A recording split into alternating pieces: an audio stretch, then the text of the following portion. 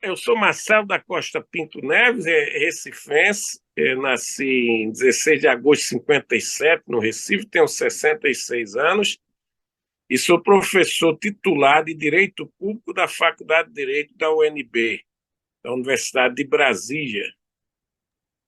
E você nasce e cresce no Recife mesmo? E como que o direito acaba entrando na tua vida? E você se forma na mais antiga faculdade de direito aqui do Brasil, a de Pernambuco, né?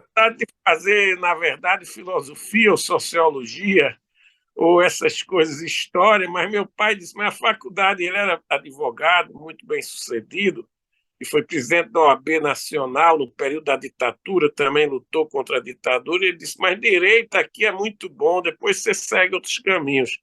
E eu terminei fazendo direito no Recife e me envolvi, fiz mestrado também no Recife em direito, depois fui para a Alemanha já com 28 anos fazer o doutorado e voltei para o Recife, depois saí de vez já em 1996. Aí eu deixei o Recife de vez. Fui professor lá na Federal de Pernambuco, fui professor titular, mas depois eu deixei, passei um tempo na Europa, quase 10 anos, e voltei para o Brasil em 2003.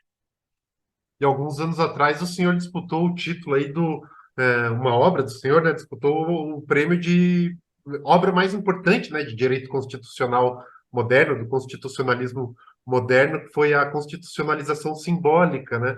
Queria que o senhor Foi. explicasse um pouquinho o que é essa constitucionalização simbólica para os nossos espectadores. Essa foi uma consulta pública da internet, então ela tem seus limites, é claro, mas eu fui vitorioso contra muitos autores importantes. Eu acho que as pessoas queriam sair do mainstream, esse grupo dominante americano, europeu, então houve uma reação e foi muita gente favorável ao meu nome.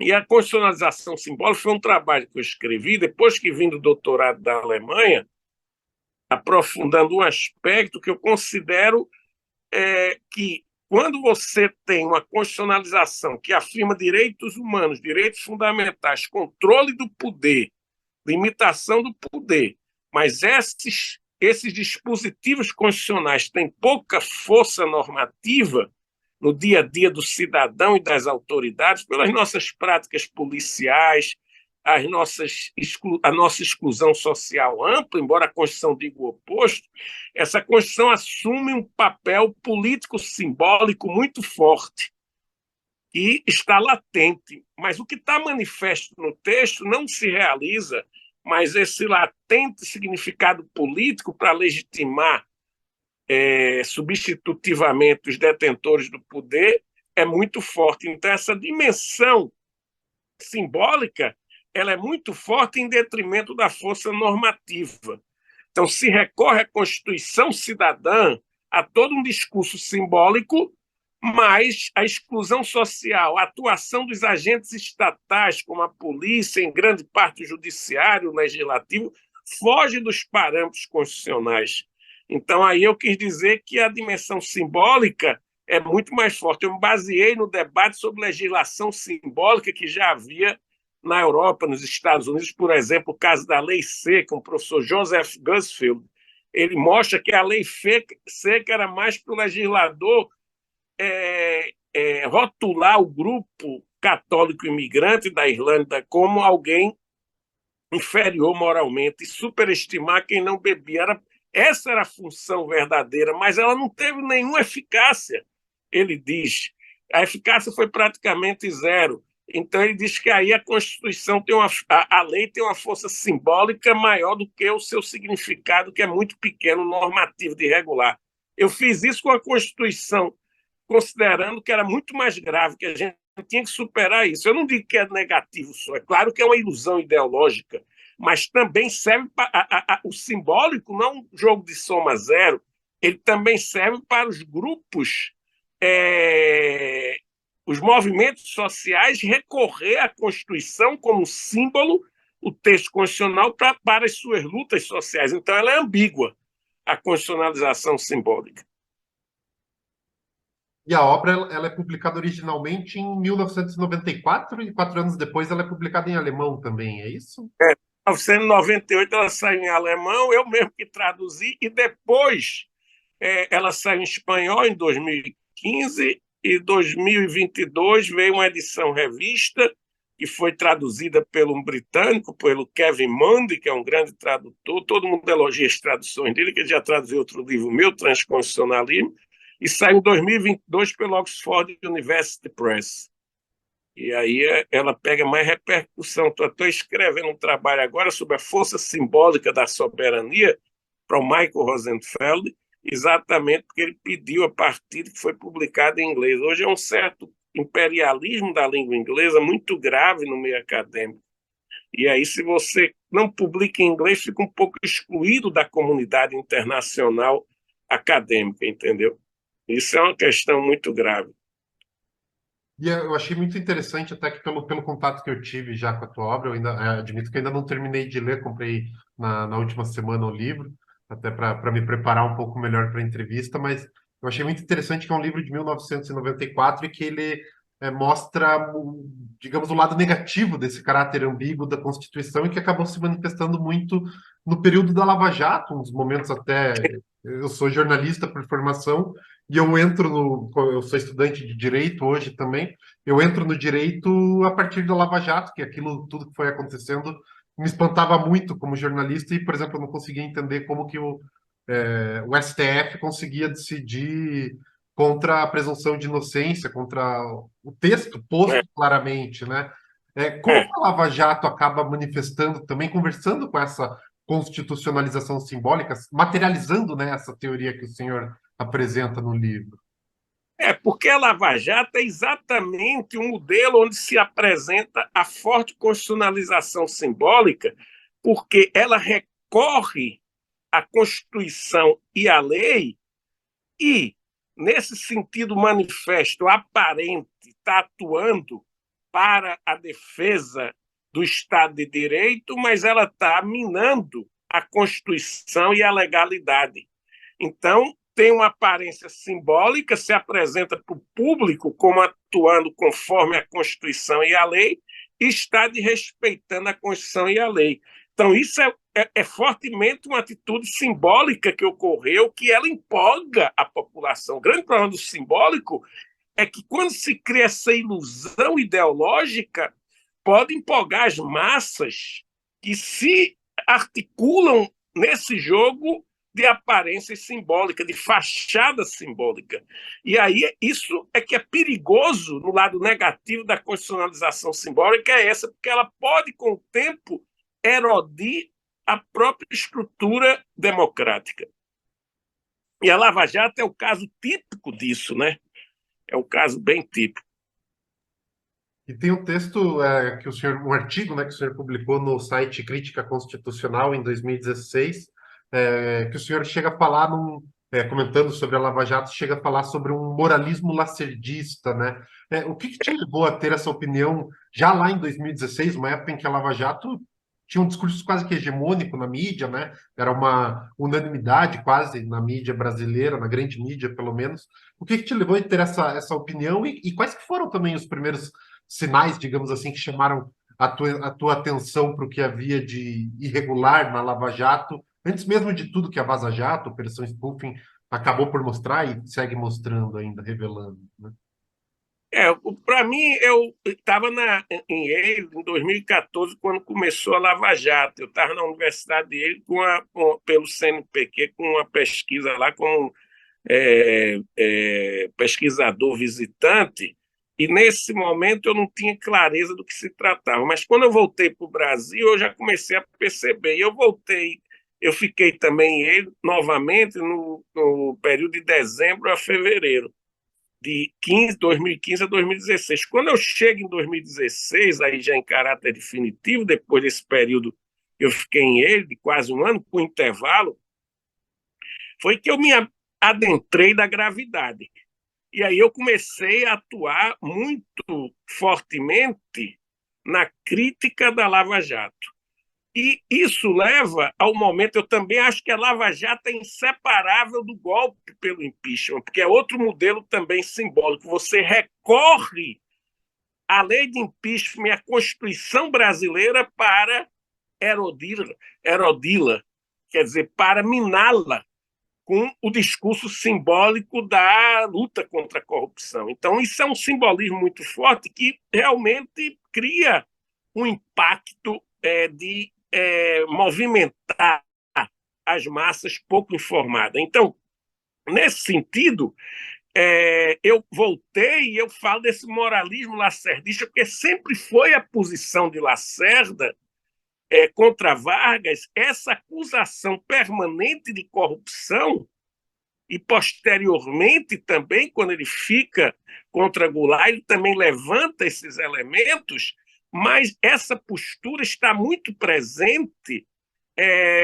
no plano da Lava Jato e também do golpe mediante impeachment. E isso eu procurei apresentar. A presidenta Dilma pediu-me um parecer, e eu dei um parecer de 44 páginas, mostrando toda a falta de fundamento do impeachment, porque aquele tipo de situação, chamada pedaladas pela imprensa, tinha sido praticada com muito maior abundância por Fernando Henrique Cardoso, por Lula, por Sarney, e antes, o TCU, eu tenho os elementos no parecer, o TCU só considerava, no final, na decisão, que caberia um saneamento das contas, mas nunca votou rejeitando a conta. Com Dilma, que fez muito menos essa tentativa de realocar orçamento por necessidades de funcionamento do governo, fez muito menos do que Fernando Henrique, que usava até portaria, não só decreto. A Dilma, eles dizem que tem que rejeitar a conta, e isso já vai como fundamento para o impeachment, mas a rejeição da conta também não havia, porque o TCU é opinativo. Quem decide no final é o Congresso, e não havia decisão do Congresso. Então, todo o movimento pelo impeachment é uma farsa constitucional, e aí eu também dei esse parecer.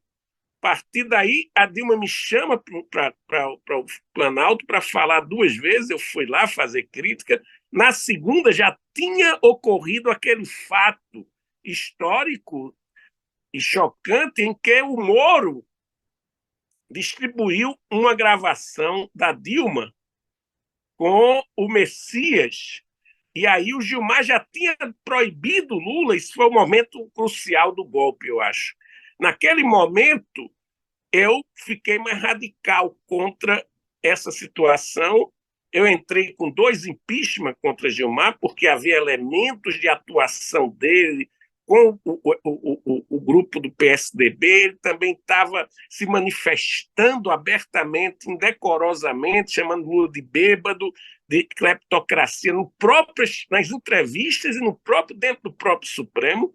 Então, o ministro não pode, porque ele vai julgar aqueles casos, ele se torna suspeito. A partir que ele chama o Lula de ladrão, de bêbado, tudo isso, ele não pode mais, porque ele se manifestou sobre, e aqui eu tenho elementos todos da legislação. Então, aí eu entrei muito radical, e quando eu fui chamado pela Dilma para falar pela segunda vez, já tinha ocorrido isso, e eu disse que o criminoso, eu escrevi isso também para um site lá do Sul 21, Sul 21, eu fiz um artigozinho, eu acho que foi esse site, onde eu digo o criminoso condenando o inocente. Então, essa ideia que eu dei é que naquele dia que Moro toma a gravação, intercepta Dilma, fora já, ele já não era juiz da causa, transfere para uma jornalista da Globo imediatamente, ele realmente praticou um crime previsto no artigo 10 da lei de interceptação telefônica, a Lei 9.926. Veja o que diz essa lei, Rodolfo. Constitui crime realizar interceptação de comunicações telefônicas, de informática ou telemática, ou quebrar segredo de justiça sem autorização judicial ou com objetivos não autorizados em lei. Pena, reclusão de 2 a 4 anos e multa. Ele não era autorizado, porque o próprio Supremo é que pode. Ele poderia ter praticado um erro. Ele gravou Lula, porque estava gravando Messias. e conseguiu atingir. O que é que ele tem que fazer? Ou ele encaminha para o Supremo, ou ele tem que eliminar o material. Tem que realmente tornar o material irrelevante. Ele fez o quê? Ele passou por cima do Supremo, praticou um crime, porque aí, mesmo sendo juiz, ele teve o objetivo de atingir politicamente Lula. E logo depois vem o Gilmar, já à noite, com a advogada amiga dele, que entrou às pressas. Ele também não poderia votar ali, porque já havia prevenção. No direito à prevenção é quando outro juiz já está julgando algo, causas que estão interconectadas, e era o Teori. Mas o Gilmar, nas pressas, e cai para eles, estranhamente, a amiga dele entra, a advogada, e logo depois cai com o Gilmar na distribuição. E ele dá uma decisão rápida dizendo que cabe essa situação porque houve tentativa de o Lula ficar fora para a impunidade de Lula. Mas veja bem que o absurdo dessa decisão de Gilmar.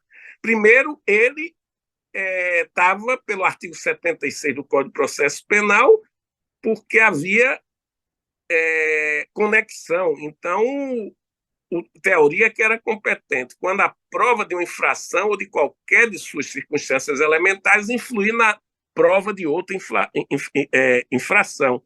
Então, quem deveria era o.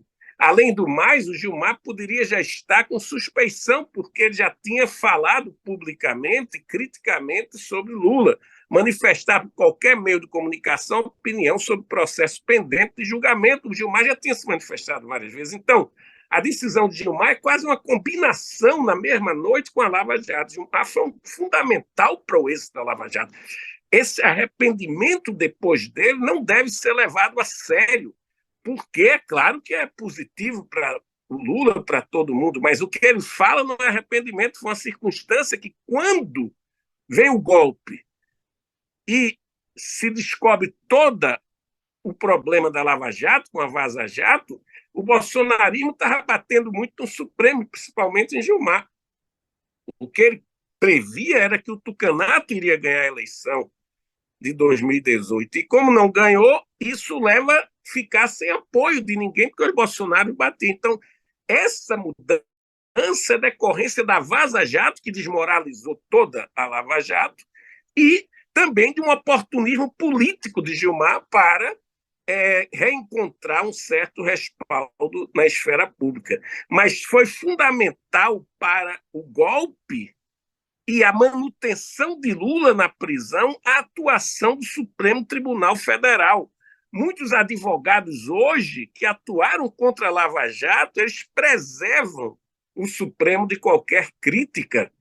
E, evidentemente, muitas vezes são advogados que têm muita causa no Supremo e essa pode haver retaliação. Quando eu entrei com impeachment contra Gilmar, com um grupo formado por Fonteles, muita gente aposentada, e professores como Gisele Citadino, nós elaboramos dois, porque ele continuou fazendo coisa. Nós entramos com o segundo impeachment.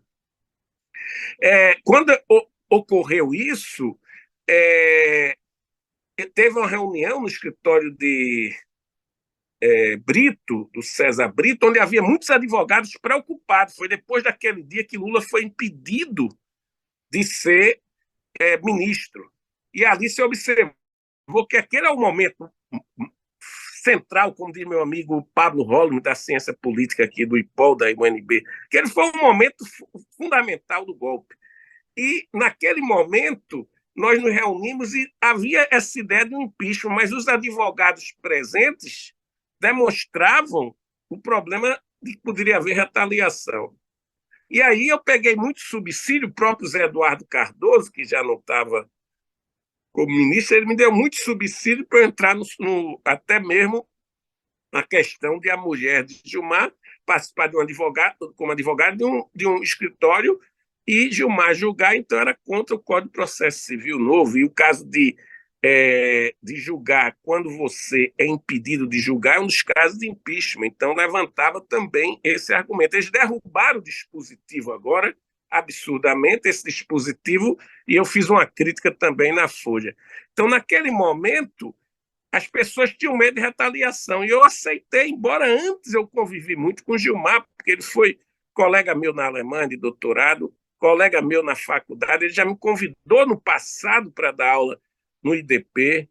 Ele, quando Mercadante quis me indicar ele para o CNJ, ele ficou favorável.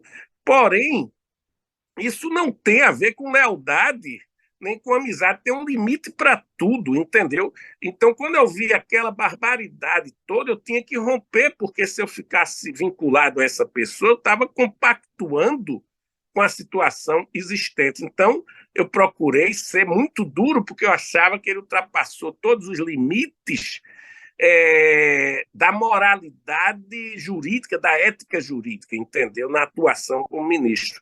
Então, essa atuação minha foi muito forte. Agora não aparece mais, porque agora o pessoal está no poder, e aí é natural que as pessoas estão lá envolvidas no seu trabalho, e eu não tenho sido convidado para opinar em nada, né? Mas nesse momento eu fui muito convidado pelo próprio Lula, e o Lula pediu até, não pediu que o Lula não pede, ele sugeriu que eu fosse candidato ao Senado aqui em 2018 para trazer a sociedade civil de volta, que o partido estava desgastado, e eu aceitei porque foi Lula, eu não tinha chance, eu só tive 74 mil votos, 3%, foi uma campanha muito dura, porque havia muita hostilidade aqui, 71% foi por Bolsonaro no segundo turno contra Haddad. Então, foram momentos difíceis, mas eu estava do lado de Lula, de Dilma, eu estava contra a Lava Jato e contra o impeachment radicalmente, né?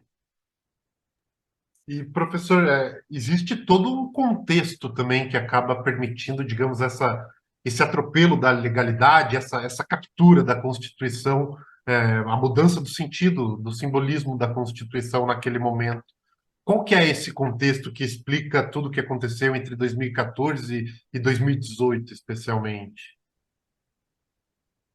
Eu acho que o 2013 foi um movimento estranho, porque ele começa com elementos da esquerda, mas há uma, vamos dizer, cooptação desse movimento por setores de extrema-direita contrários ao sistema democrático, é um governo de esquerda ou centro-esquerda, como era o de Lula e Dilma. Então, acho que aí foi o primeiro elemento, foi 2013. Isso havia conexões internacionais. Claro que a gente tem que pensar isso num movimento amplo, que há interesses internacionais. O Brasil estava se afirmando como potência, chegou a ser a sexta economia do mundo. Havia muitos elementos positivos. Dilma, pouco antes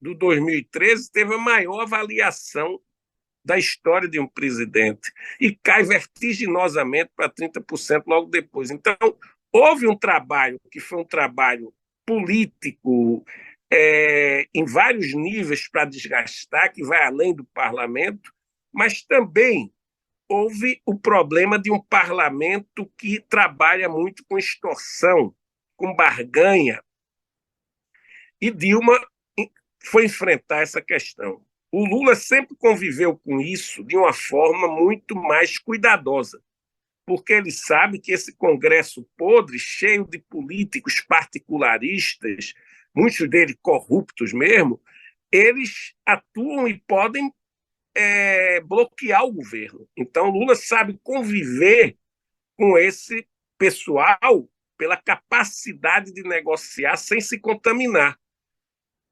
A Dilma, ela foi enfrentar porque ela ficava indignada com essa postura. Então, aí eu acho que no momento em que ela foi enfrentar, exatamente enfrentar os corruptos, se criou todo um movimento na Câmara e encontrou respaldo fora da sociedade, com professores como Miguel Reale Júnior, entrando nesse discurso simbólico lacerdista da anticorrupção. E aí, é claro que o Eduardo, como era o nome? O Eduardo Cunha. Eduardo Cunha, ele não aceitou de jeito nenhum o fato de Dilma ter liberado o partido na comissão de ética votar para abertura de processo. Então, dentro dessa situação, a Dilma não aceitava transigir, porque entendia que Eduardo Cunha era uma pessoa corrupta, indigna de uma relação política, e a partir daí se tornou muito difícil, porque Eduardo Cunha tinha uma grande força, uma maioria dentro da Câmara, uma maioria suficiente para conduzir ao impeachment. Eu acho que aí teve esses dois elementos. Eu não acho que foi propriamente o elemento que pode ter ocorrido e ocorre há muito tempo, a corrupção. Porque tem na Petrobras, porque tem um tucano que escrevia em dezembro de 2014. Você pode procurar aí. O Semer é um empresário.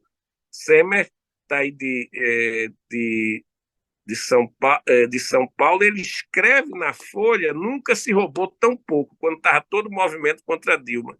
E ele disse que tentou na Petrobras fazer negócio no governo militar, no governo de Fernando Henrique, que sempre tinha essas formas de propina, de pressão. Então não era algo novo. A corrupção na Petrobras era muito antiga. E no período Dilma foi apresentado como uma coisa nova para justificar o golpe. E, na verdade, a Dilma hoje está sendo, em vários processos, totalmente considerada inocente, sem abrir sequer a denúncia, às vezes.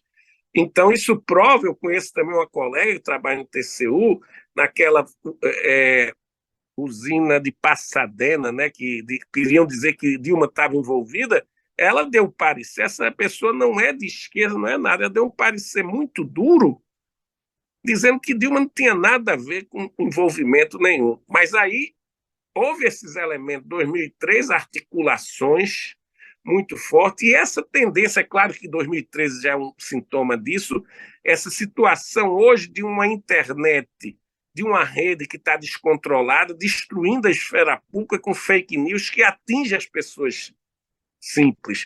Essas fake news vão chegando e eles sabem dirigir qual é o público, e isso foi também já se desenvolvendo naquele âmbito, criando esse moralismo inconsequente na esfera pública. Eu digo, a partir de 2013, com esse movimento que vai além de fronteiras territoriais e que vai por novas formas midiáticas de corrosão da democracia, não só no Brasil, e também o conflito de Dilma com o Congresso foi o fator principal. Que havia corrupção, havia, mas já havia antes, e aí cabe cumprir e prender quem é corrupto, é claro, mas o que ocorreu foi exatamente uma utilização de situações que pode ter havido corrupção para tomar uma atitude política de derrubar um governo ilegitimamente, com aparência, porque aí eu disse no dia que eu fui para falar no Planalto, que foi gravado para todo o Brasil, eu dizia, e a turma riu e alguns discordaram, não é um golpe, é um equivalente funcional ao golpe, que é da teoria de Lula. Eu quis dizer assim, porque o golpe, você quebra o processo abertamente, você entra no palácio e diz, você está fora, vai embora. Você chega no Congresso, fecha o Congresso, amanhã vai ter que chegar aqui só tais e tais deputados. Você não vai pelo procedimento do próprio sistema. Eu digo que é equivalente funcional porque você usa desvirtuadamente o próprio procedimento, mas o resultado é o mesmo de um golpe. A finalidade é o golpe, mas o meio é outro. É um meio, por assim dizer, em termos políticos, muito mais inteligente no sentido de astuto. É muito mais do que o método tradicional, tá entendendo? Então, acho que aí a Dilma passou por essas dificuldades e realmente, se fosse num país como a Alemanha, Dilma seria um exemplo como Merkel de rigor, de rigidez. E no Brasil, infelizmente, nós não tínhamos um Congresso à altura, não tinha nem do governo de Lula, nem do governo de Dilma. Como atualmente o Congresso não está à altura do governo de Lula. Porque qual é o problema, Rodolfo? É que no Brasil, a eleição congressual, pela fragilidade dos partidos, ela não é orientada primariamente por uma aspecto programático e ideológico. Ela é ligada por particularismos locais, dos deputados nas relações locais, principalmente. Também mesmo no Senado, mas principalmente na Câmara. E aí, esses particularismos levam um grupo muito forte que não tem nenhum compromisso ideológico, só tem projetos pessoais de se beneficiar do cargo. Então, essa situação poderia ser transformada com fortificação de partido, poderia ter modificações, mas no momento isso leva a um Congresso que não tem nenhum compromisso com a agenda do país.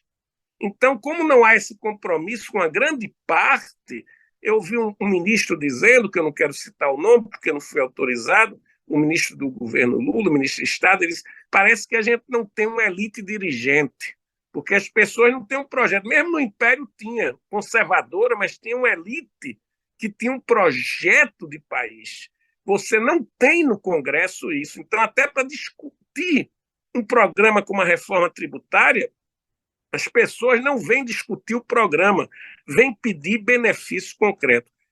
A capacidade de Lula de se dar com isso é muito grande, porque o Lula deu uma declaração em um momento: se Jesus descesse para a terra, ele ia, e fosse governar o Brasil, ele teria que negociar com o diabo. Quando o Lula diz isso, eu entendo. Se você disser, não, Lira é um corrupto, eu não vou negociar. Eduardo Cunha é um corrupto, eu não vou negociar. Você, logo depois, começa a ver uma articulação do impeachment. Lula sempre teve essa noção e, todo momento, ele procurou negociar com toda dificuldade para levar um governo popular que possa trazer medidas positivas, para passar medidas positivas. E aí, essa ruptura de 2016 ocorre exatamente porque esse Congresso ele não aceitou uma autonomia de um executivo que tem um projeto nacional. É secundário também para mim que estava com algumas dificuldades econômicas, sem brincadeira. O governo Dilma teve um momento que estava com certas dificuldades econômicas, de encaminhamento, mau encaminhamento, mas Dilma tentou, aí teve a pauta bomba que eles criaram, eles não aprovavam nada. Então, o que Dilma queria levar para superar esse problema não conseguia, porque já estava tudo montado para o impeachment. Então, não foi só essa questão econômica, foi secundária, porque Dilma estava apresentando ao Congresso medidas para superar o momento que ela reconheceu que houve certos erros e ela estava se reciclando.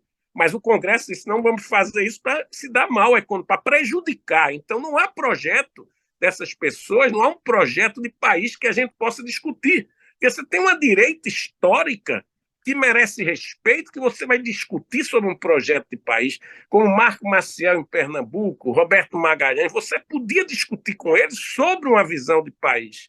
Com esse pessoal não há essa perspectiva, então é muito difícil governar. E aí esse fator é que prejudicou muito a possibilidade de Dilma se manter no poder.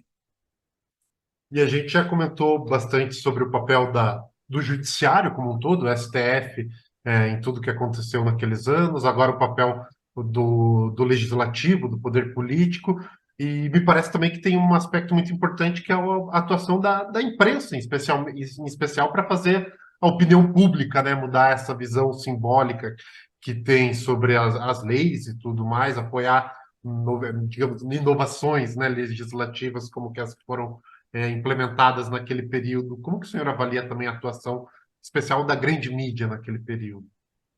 A mídia foi muito. Na verdade, tudo isso foi um golpe parlamentar, judicial e midiático também. Quer dizer, a mídia teve um papel fundamental. Por quê? A mídia brasileira não tem um marco regulatório com um controle de um órgão independente. Quando Lula pensou em apresentar isso com o Martins, né, aquele que era o ministro das comunicações dele, ele estudou o caso alemão e francês, onde há um conselho paritário de membros da sociedade civil e do Estado, da Câmara, do Executivo, que se reúnem para controle dos abusos da mídia. Então, a mídia pública tem uma regulação própria e a privada, mesmo a pública tem, não pode puxar muito pelo governo, tem que mostrar o outro lado. Então, por exemplo, se um órgão privado também ultrapassa uma audiência, ele parece que é 20%, alguma coisa, ele vai ter que subordinar mesmo as normas da redes públicas, que são muito fortes lá. Um dos elementos é que, se a oposição é atacada pelo governo durante 30, 40 minutos e a imprensa está bombardeando, vai ter um tempo proporcional com a formação do parlamento para responder. Como as eleições lá, os grupos, o governo e a oposição, a diferença sempre é pequena, então, quando eu vi os debates na televisão, morei 10 anos na Alemanha, uma crítica que se fizesse, do outro lado, o mesmo tempo vai ter para aquele que foi criticado. O Lula passava 14 minutos um dia sendo atacado.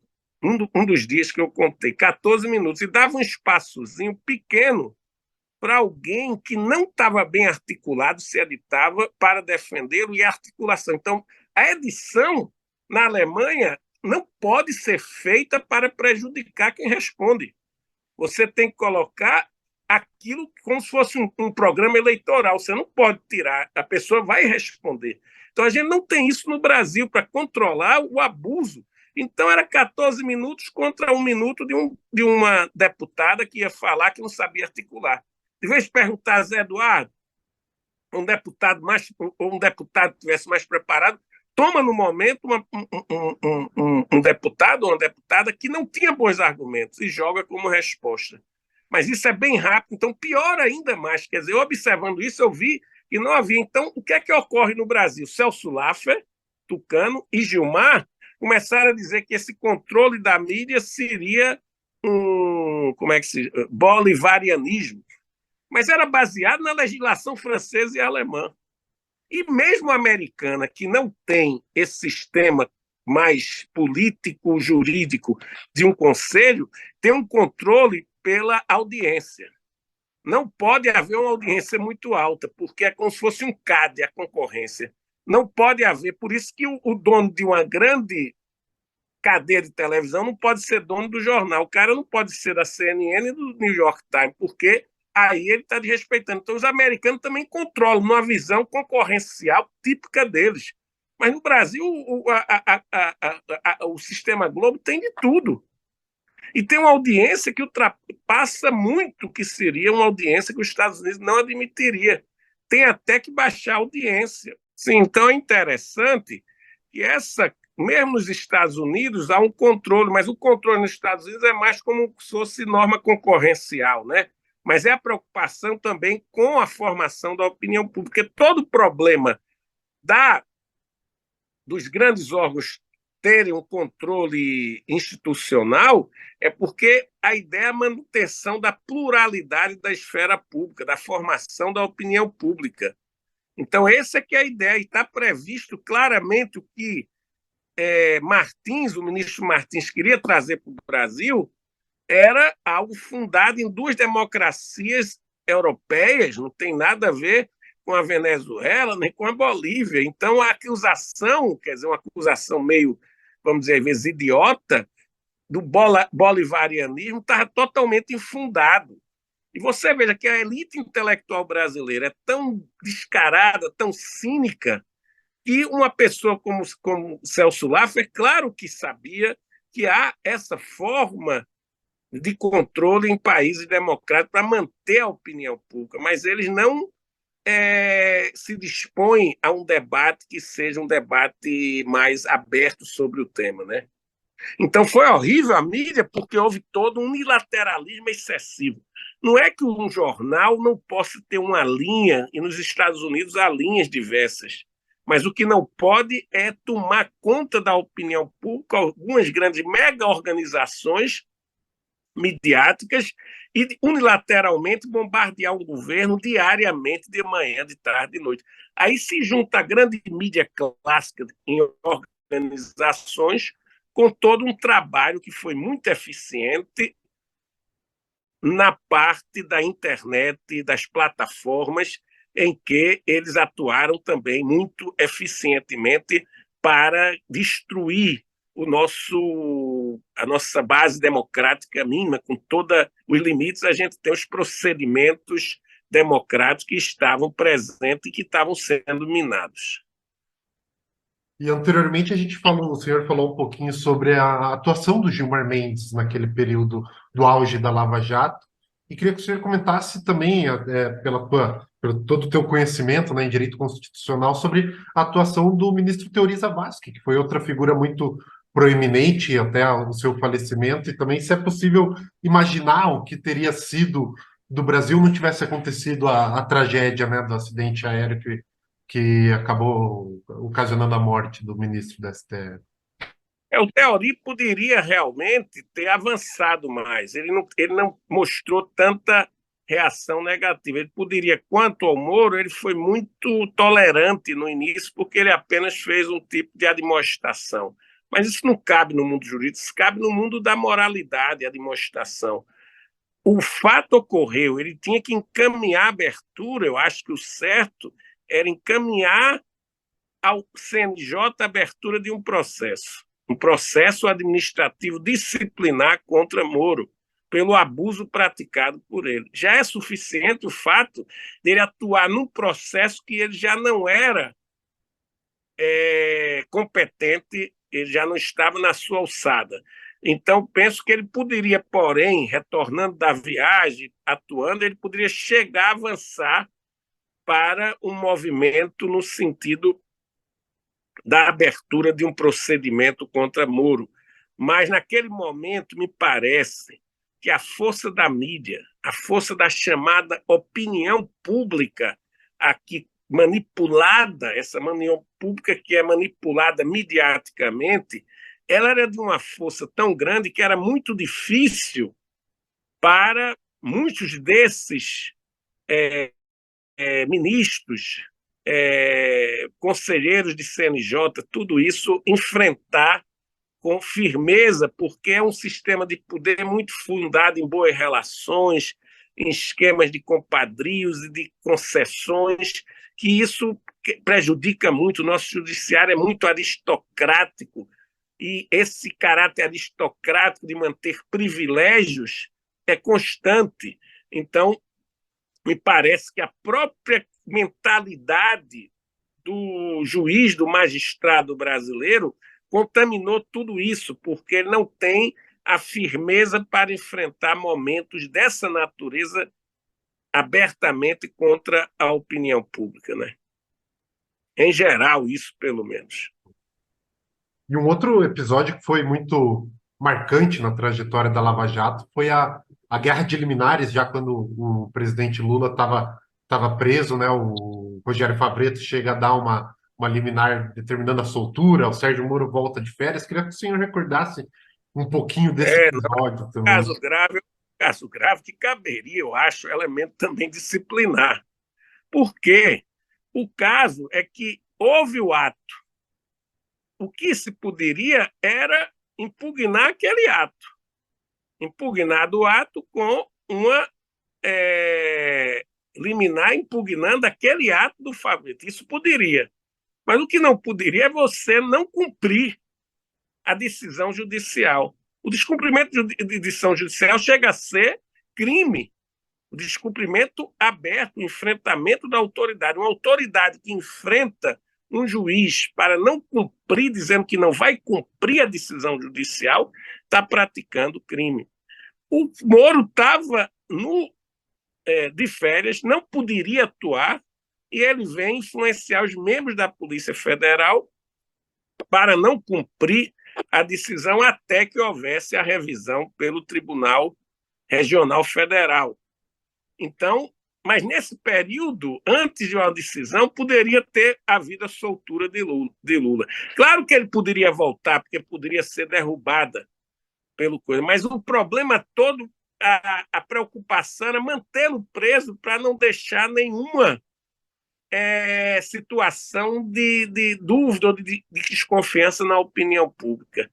Era manter Lula desmoralizado, que não é digno nem de se beneficiar de uma decisão judicial.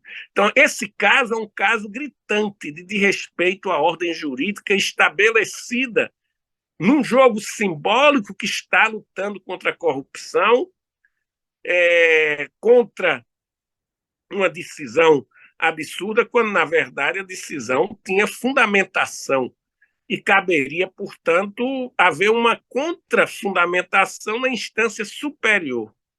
O Moro não poderia, principalmente, no caso, ele era subordinado em termos hierárquicos, ele não poderia descumprir uma decisão de um magistrado do tribunal.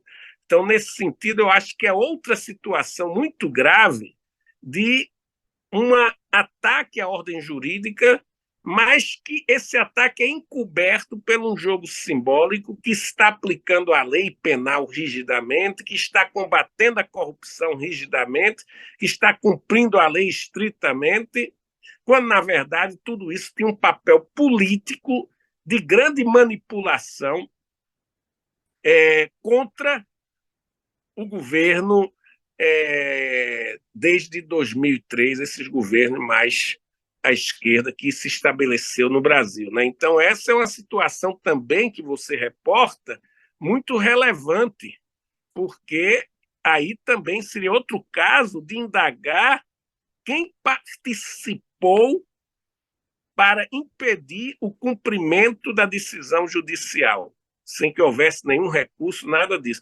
Então, Moro e os membros da Polícia Federal que não cumpriram, eles teriam que responder, seja administrativamente e, no limite, até judicialmente. E em 2019 também o senhor atua o senhor é o autor, né, de uma ação popular contra membros da Força Tarefa da Lava Jato, pela instalação de uma placa comemorativa aqui em Curitiba, né, eu falo aqui de Curitiba, numa via para acesso ao aeroporto Afonso Pena, e recentemente até hoje que se sabe que foi o responsável, né, que custeou aquela placa, que é o procurador Diogo Castor de Matos. Ele está de volta, né, atuando ao MPF, ficou um tempo afastado, mas sendo remunerado, e agora oficialmente retornou ao cargo, né? Como que foi atuar nesse processo, e como que é também ver agora o procurador voltando ao cargo sem ter nenhuma punição, sem ter nenhuma repreensão, pelo menos, né? Naquele caso, o coletivo de advogados democráticos em Curitiba, a doutora Tânia Mandarino, ela me procurou se eu aceitaria ser autor. Eu não seria um advogado, porque seria uma pessoa, uma associação que iria entrar, e uma pessoa física. Então, são dois autores da ação. Eu sou coautor da ação, junto com uma associação. Então, eu aceitei participar, li a petição, achei que tinha esse fundamento, e realmente houve uma decisão que, segundo a qual eu soube dessa decisão antiga, o procurador havia sido afastado do cargo, do Ministério Público. Eu não sabia que teria havido um retorno dele. Então, essa decisão foi derrubada em que nível? Isso é que eu não acompanhei recentemente. Por que ele voltou? Qual foi o nível? Qual foi a decisão que levou? Esse fato é um fato novo para mim. Eu ainda pensava que ele estava afastado por uma decisão anterior. Mas me parece estranho, porque os elementos probatórios eram suficientes para caracterizar uma atuação de improbidade administrativa. Está entendendo? Então, a gente também teve uma atuação no nível do Ministério Público, mas nós entramos com essa ação popular. Então, me parece que o abuso praticado por essas pessoas, especialmente esse que financiou, que pagou os outdoors, é uma postura de manipulação, de instrumentalização do poder público para fins pessoais, para seus interesses pessoais ou políticos. E aí, é claro que a decisão que o afastou tinha fundamentos. Agora, o retorno dele, eu não sei em que nível de decisão, se foi um recurso, como é que ocorreu essa situação, porque recentemente eu não tive acesso. Salvo engano, eu lembro que ele fez alguma manobra jurídica que ele não foi notificado da demissão e daí até a gente estava apurando hoje se ele tinha conseguido voltar a trabalhar no MPF. A informação que a gente tinha era que ele estaria retornando, mas vou atualizar a notícia e informo ao senhor também sobre ela. Bom, eu gostaria de saber o que é que ocorreu, Uhum. mas realmente é outra situação de abuso, de utilização do seu poder público para fins de manipulação, para fins de satisfazer interesses pessoais e políticos. E isso fere qualquer princípio da constitucional, da moralidade administrativa, da impessoalidade, além de regras de conduta própria do Ministério Público e do servidor público em geral, né? Que também, no sentido amplo, os agentes de Estado também têm que cumprir com esses preceitos constitucionais e legais. E, professor, a gente conversou um pouquinho já sobre o papel do STF, mas o papel do STF anteriormente, né? Queria que o senhor comentasse um pouco também sobre o papel do Supremo, que o Supremo vem desempenhando hoje, seja na questão aí do combate às fake news, a atuação do TSE nas eleições, através do ministro Alexandre de Moraes, e também a questão que o senhor comentou sobre a possibilidade, né, que foi agora ratificada dos ministros, dos magistrados poderem atuar em processos que têm cônjuge, ex-companheiro, parente, atuando como uma das partes, né, um dos escritórios. Na verdade, eu acho que o Supremo, nas questões identitárias, ele tem atuado bem, mas nas questões sociais, o Supremo realmente é catastrófico. Ele está destruindo o direito do trabalho brasileiro com decisões que sempre beneficiam os empregadores e contrariam decisões, às vezes, tomadas unanimemente pelo TST ou por tribunais regionais. Então, essa postura do Supremo contra o direito do trabalho e contra a justiça do trabalho é grave porque o número de decisões, há um percentual que eu recebi do desembargador Grijalbo, em que, de todas as decisões, foi um tempo atrás, já faz alguns meses, todas as decisões trabalhistas recentes do Supremo, o ministro Gilmar Mendes, 0% a favor do trabalhador. Barroso, André, o Cássio, um grupo era 15%, o Fux, um grupo que aí vai aumentando um pouco. Só quem tinha um número mais forte para os trabalhadores era Fachin e Rosa Weber, que chegava a 70%. Então, isso mostra uma postura que é contra os direitos sociais. Então, essa parte, o Supremo não divulga muito. O que divulga-se do Supremo na imprensa são os grandes momentos das decisões identitárias que são importantes, como a homoafetividade, a descriminalização, a não inclusão como aborto, da antecipação terapêutica do parto, no caso de anencefalia, tem decisões sobre a cota. Essas decisões são importantes, mas o Supremo esqueceu o lado social da Constituição. E esse é uma fraqueza muito grande. E eu penso que esse é o ponto mais frágil hoje do Supremo Tribunal Federal. O garantismo, o Supremo negou. E agora a gente só vai saber se o Supremo realmente modificou quando surgir um novo caso mais delicado, com a opinião pública favorecendo uma certa atuação, como ocorreu no passado. Porque depois da Vaza Jato, eu não acho que foi um garantismo que se afirmou. Foi mais um momento de oportunismo do Supremo que não daria mais para manter Lula preso com todos aqueles elementos que se apresentavam na imprensa.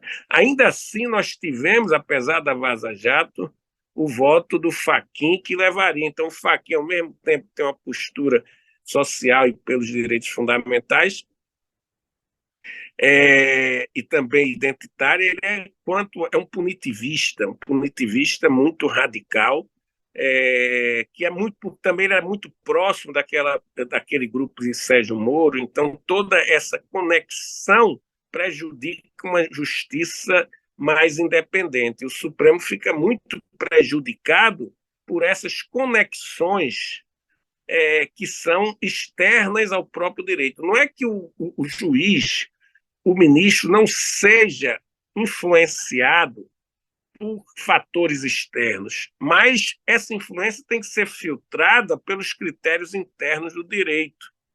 E, no nosso caso, o Supremo muda de jurisprudência frequentemente sem nenhuma discussão mais aprofundada. Para você ter o overruling, que falam os americanos, superar um precedente firmado, tem que haver uma ampla discussão, é um fato nacional.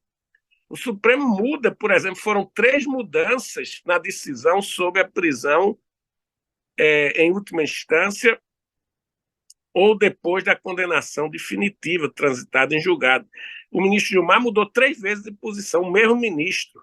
Então, nesses casos, se mostra claramente que o ministro não está atuando por uma convicção jurídica, mas por fatores de satisfazer um grupo político, prejudicar outro grupo político, satisfazer um grupo de advocacia onde a família está presente. Então, no Supremo, absurdamente, a decisão do Supremo cita o princípio da proporcionalidade, que é muito pela influência alemã. Mas eles usam seletivamente o direito alemão, porque o Tribunal Superior Alemão, que corresponde ao nosso STJ, tem uma decisão clara que diz que a mulher, estando trabalhando no escritório, mesmo como assalariada, não precisa nem ser sócia, o escritório torna aquele magistrado suspeito. Há uma decisão clara e nunca foi contestada. E eles dizem porque isso prejudica o princípio da imparcialidade, que é para proteger o cidadão contra um juiz parcial.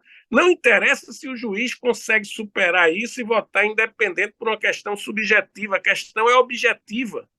Está entendendo? Do direito. É claro que a suspeição se diz que tem que ser indagada por fatores que não são tão objetivos, mas é uma questão do direito. No Brasil era impedimento, estava na lei. Na Alemanha não estava na lei, foi uma interpretação jurisprudencial para incluir nos casos de suspeita, de suspeição.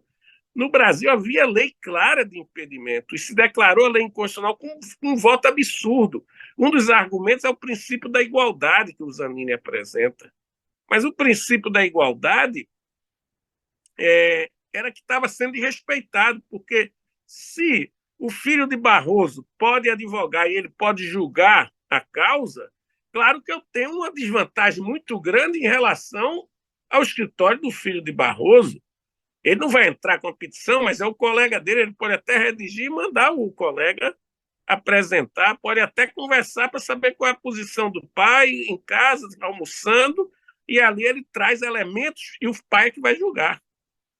Então, saber até as fragilidades do pai na matéria, tudo isso, a esposa também de Gilmar, ela atua muito e com muita eficiência.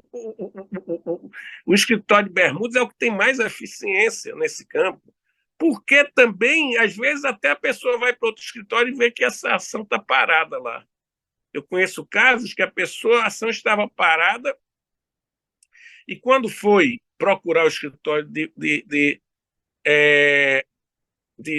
era um caso que tinha clareza para ser aprovado, não era caso. Foi para o escritório de Bermuda e saiu rapidamente. Está entendendo? Mas, evidentemente, estava na mão de Gilmar. Então, esse tipo de situação vai corroendo, porque não há uma forma de capacidade de generalização do direito, do Estado de Direito, que você confia numa certa generalização dos critérios.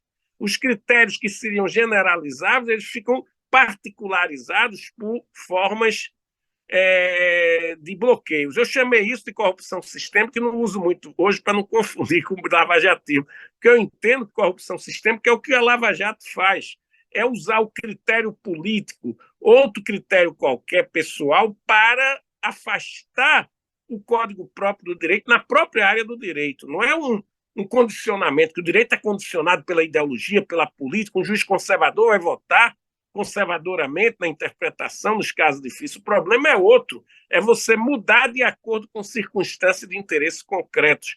E eu acho que o Supremo ainda está muito presente essa mistura com as relações, quer dizer, esses advogados de família que atuam, são 4 ministros que eu conheço, que tem mulher ou filho atuando, e isso prejudica a ordem constitucional quanto ao princípio da imparcialidade da jurisdição. E a partir disso tudo que o senhor comentou, a gente pode ter alguma garantia que uma nova operação Lava Jato, digamos assim, não vai vir a acontecer no futuro do Brasil? Atualmente, nós não temos garantia. Pela formação do Supremo até agora, nós não temos uma garantia que não possa se repetir um momento desse. Eu sempre digo que no momento que houver uma crise econômica, um escândalo de corrupção, pode se abrir o espaço para uma nova, vamos dizer assim, uma nova crise construída e a mídia pode articular muito bem. No momento em que houver algumas dificuldades econômicas do governo, eu espero que não haja, o governo está atuando muito bem, mesmo ele atuando tão bem, o governo bate muito ainda no governo, a grande imprensa, mas pode ser que haja um momento de crise econômica, um escândalo de corrupção, e a partir daí pode-se reelaborar essa fantasia, está entendendo? Essa situação que fica todo mundo histérico. Esse histerismo coletivo que ocorreu na Lava Jato, ele pode reaparecer porque as instituições não são muito sólidas, elas ainda são fracas. O Supremo é uma instituição muito fraca em termos dos momentos cruciais. Não agora que está tudo bem e você atua de forma garantista, mas nesses momentos cruciais o Supremo é muito frágil, o Congresso é muito frágil. E aí eu não excluo a possibilidade de, em ocorrendo uma situação crítica do governo ou incapacidade de negociação em algum momento com a Câmara e projetos importantes não passarem, que pode levar, por exemplo, se não houver a tributação desses fundos fechados, que é um absurdo, não vai dar para manter o governo em boa situação econômica, porque se concedeu muita isenção para fins de grupos, quer dizer, que produzem produtos de valor da cesta básica. Está havendo um conjunto de isenções e também redução de impostos para os mais pobres, contando que esse imposto seja aprovado. Se esse imposto dos super ricos não é aprovado, nós vamos ter um problema econômico para o governo. O Haddad, quando propôs isso, ele propôs combinado com setores liberais, como Armínio Fraga, tudo isso não foi nada de esquerda, mas é o mínimo para começar, é você ter um sistema tributário minimamente justo, porque a regressividade, o fato de que os pobres pagam mais no Brasil é uma coisa escandalosa. Se você compara com a Alemanha, com a Dinamarca, é uma coisa brutal. Você vai para os Estados Unidos, ainda assim, o Brasil é brutal nessa questão. Então, essa reforma exige que esses fundos que não pagam nenhum tributo e que eles só vão tirar no saque, mas quando eles precisam, eles passam para outro fundo, então eles ficam entre eles. Então, é muito difícil você tributar. Se não houver essa medida aprovada, e estão fazendo toda a dificuldade na Câmara para aprovar essa medida. Então, se a reforma tributária, que ainda eu acho foi para o Senado, né, ainda não foi aprovada, a primeira reforma que cria o novo tributo, essa reforma é fundamental para organizar o sistema tributário e dar uma certa transparência. Se ela não é aprovada, nós vamos ter também uma catástrofe. O governo não vai conseguir atuar dentro desse seu plano econômico de reformar o sistema tributário nacional, né? Então, tudo isso vamos dizer, você tem um enigma, de certa maneira, exatamente pela fragilidade institucional, que aparentemente agora está tudo forte, mas me parece que ainda nós temos problema de fraqueza do Supremo, do Congresso, também no Brasil, que essas instituições é que poderiam dar um suporte maior para a democracia, mais do que o executivo. E o senhor participou também alguns anos atrás de um evento que a Federal da Bahia organizou, que era um ato em defesa da democracia, né? E nesse Foi. evento o senhor comentou sobre a corrupção sistêmica, a corrupção histórica, né, que a gente tem aqui no Brasil. O que eu queria te perguntar é como que o que provoca essa corrupção sistêmica no país e qual é a maneira correta da gente combater ela, tanto do ponto de vista jurídico, como também do ponto de vista social também, né? Eu acho que a luta principal não é a criação de novas leis, novas emendas. É uma luta pela concretização da Constituição. Porque eu acho que essa situação é mais forte de corrupção sistêmica em relação ao direito por causa da grande exclusão social e dos privilégios. Eu, quando fiz a tese na Alemanha com o Lula falava que a sociedade mundial é orientada pela inclusão hoje, a sociedade mundial moderna. Não, isso aí pode ser em alguns países. A exclusão, de certa maneira, é uma preferência estrutural para uma grande parte da população ficar fora. Em grandes países, na África, na América Latina, é muito forte isso. Hoje, os países também europeus estão entrando em crise, está havendo o que eu chamo de periferização do centro. Né? Os Estados Unidos também está, desde Reagan, com o aumento da pobreza, principalmente da população branca, isso levou à ascensão do Trump. Né? Então, quando você tem uma desigualdade social, que você tem o subcidadão, aquele que é tratado pelo sistema como alguém que tem deveres, obrigações, responsabilidades, mas não tem direitos. Ele, às vezes, não fez nada e é punido, é, é morto pela polícia. Então, se você tem um grupo de subcidadãos que tem os deveres, tem as obrigações, tem que respeitar a lei, mas não tem acesso aos direitos básicos. Então você tem uma subinclusão. E você tem do outro lado o sobreincluído, o incluído por cima, que ele também é um excluído em parte.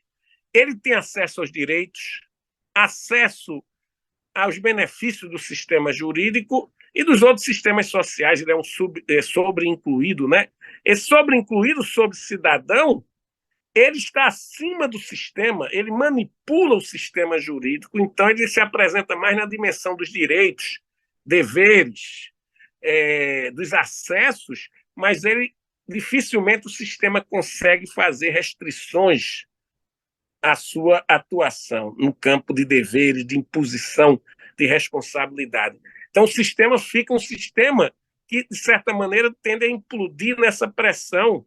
E aqui, porque esses privilegiados podem manipular a lei e a Constituição de acordo com seus próprios interesses, aí se constrói o que eu chamo de corrupção sistêmica, que é o bloqueio do sistema ou a manipulação para fins de satisfação da sobre-cidadania. Esse foi meu argumento na tese de doutorado, que o Luhmann reconheceu e modificou a teoria dele, admitindo que o problema da inclusão é tipo da sociedade moderna. Sendo que minha diferença eu não falo da exclusão pura. Ninguém está excluído puramente, jogado ali, porque o Luhmann diz, aquele que está o corpo ali jogado na rua, ele não tem... Eu digo, mas aquele cara, às vezes, levanta, precisa pedir esmola, ele está na comunicação elementar. Então, eu digo que não há o excluído totalmente, é o sub-excluído, que é subincluído, ele é excluído por baixo. E o sobre-cidadão, ele é excluído por cima, porque ele fica acima do sistema. O sistema não tem a capacidade de imputar condutas a ele. É claro que isso não é absoluto, não existe o puro subcidadão, só se o cara estiver lá jogado, ninguém mais vê, ele está no meio do... ali, mendigo, não tem registro, não tem nada, ele está jogado ali, não tem comida, pode ter um certo momento, um limite, um caso limite, mas em geral é uma relação relativa. Mas o problema é na relação entre o sobre-cidadão e o subcidadão, que se caracteriza isso. O sobre-cidadão, quando está diante de outro sobre-cidadão, aí o direito funciona relativamente igualitário. Mas quando ele está diante da subcidadania e diante do próprio Estado, das instituições fracas, ele prevalece como sobre-cidadão. Então, essas relações de sobre-cidadania, subcidadania, vai erodindo o direito, e isso eu chamei de forma não talvez adequada pela ambiguidade da palavra de corrupção sistêmica, porque critérios outros vão prevalecendo. Então, eu diria que é, essa prática da Lava Jato é um tipo de corrupção sistêmica. Eles eram privilegiados e estavam acima da lei para deturpar. Houve um momento que houve uma crise e eles... O caso dessa atuação dos familiares dos escritórios é também um caso de sob-cidadania dos próprios membros da magistratura. O fato que os juízes, quase 70%, segundo o próprio CNJ, ganham acima do teto, é um tipo de sob-cidadania. Isso é que é corrupção sistêmica, porque eles estão desrespeitando a ordem. Não é necessariamente a corrupção nesse sentido moralista que eu estou falando. Por isso que um amigo meu, o Pablo, ele diz assim, ele devia usar bloqueio sistêmico, como o Luma chamou sabotagem. Eles sabotam o sistema. Então, é nesse sentido mais que eu falo. Mas isso é fundamental que a gente tenha políticas sociais que possam reduzir as desigualdades e, a partir daí, ampliar-se uma esfera pública onde, aos poucos, você também vai criando políticas para acabar com privilégios, políticas permanentes, políticas públicas de acabar com os privilégios e oferecer inclusão para a grande massa da população. Acho que esse é o caminho. E, professor, já encaminhando a nossa conversa para o final e agradecendo mais uma vez imensamente pelo privilégio de conversar comigo, dar essa entrevista, esse depoimento. Uma pergunta que eu sempre faço para todos os nossos entrevistados, todos aqueles que dão um depoimento para o museu, que é como o senhor definiria o que foi a Operação Lava Jato, o que é a Operação Lava Jato? Eu acho que a Operação Lava Jato foi, na verdade, uma prática orientada por membros do Ministério Público e do Judiciário, com suporte na mídia e em outras áreas da sociedade, para levar a um enfraquecimento e, no limite, erodir o governo do PT. Ela foi uma prática organizada com caráter político e corrompia o sistema jurídico brasileiro.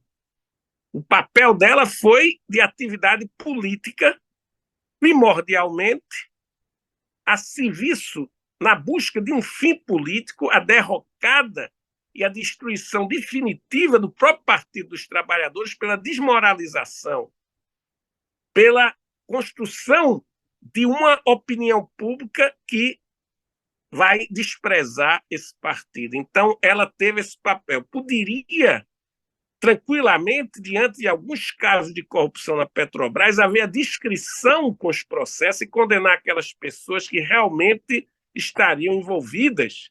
Mas o que se fez foi exatamente construir, a partir de alguns casos onde se supunha havia indício de corrupção, se utilizou isso para destruir um projeto político de centro-esquerda ou de esquerda pela inclusão social, de luta contra os privilégios. Então, essa operação é aquilo que tem de mais conservador no sentido da manipulação do direito, do uso simbólico do direito para corromper o próprio direito.